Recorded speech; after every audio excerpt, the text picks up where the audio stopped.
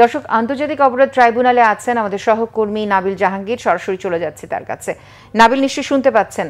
যেমনটা জানছিলাম যে শেখ হাসিনার বিরুদ্ধে যে মানবতা বিরোধী অপরাধের মামলার তার আজ রায়ের তারিখ ঘোষণার কথা রয়েছে।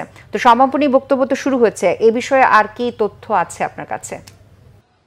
ফারহানা, এই মুহূর্তে যিনি অ্যাটর্নি জেনারেল আসাদুজ্জামান তিনি কিন্তু তার যে সমাপনী বক্তব্য সেটি তিনি রাখছেন এবং তিনি এই মামলা যে সকল সাক্ষী এবং যে সকল প্রমাণ উপস্থাপন করা হয়েছে সেগুলো সমর্থন করে তিনি বলেছেন যে শেখ হাসিনা তিনি যেভাবে হোক রাষ্ট্র পরিচালনার দায়িত্ব নিয়েছিলেন, কিন্তু তিনি এই দেশ থেকে আসাদুজ্জামান খান সহ যে পালিয়ে গেছেন সেটি কিন্তু অন্যতম বড় একটি ইন্ডিকেটর যে তারা আসলে জুলাই আগস্টে যে মানবতা বিরোধী অপরাধ তার সাথে তারা যুক্ত ছিলেন।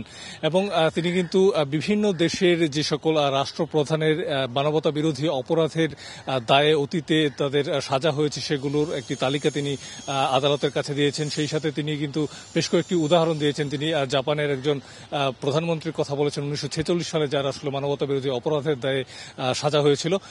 সেই সাথে মোহাম্মদ আসাদুজ্জামান তিনি কিন্তু বলছেন যে এই যে মানবতা বিরোধী অপরাধ 1400 মানুষকে হত্যা এবং প্রায় 30,000 মানুষের যে পঙ্গুত্ব বরণ সেটির একটি দৃষ্টান্তমূলক সাজা হওয়া প্রয়োজন। আসাদুজ্জামান তিনি তার বক্তব্য রাখছেন এবং তারপরে যিনি চিফ প্রসিকিউটর রয়েছেন তিনি তার বক্তব্য রাখবেন এবং এরপর মামলাটি রায়ের জন্য রাখা হবে। ফারহানা, ধন্যবাদ আপনাকে।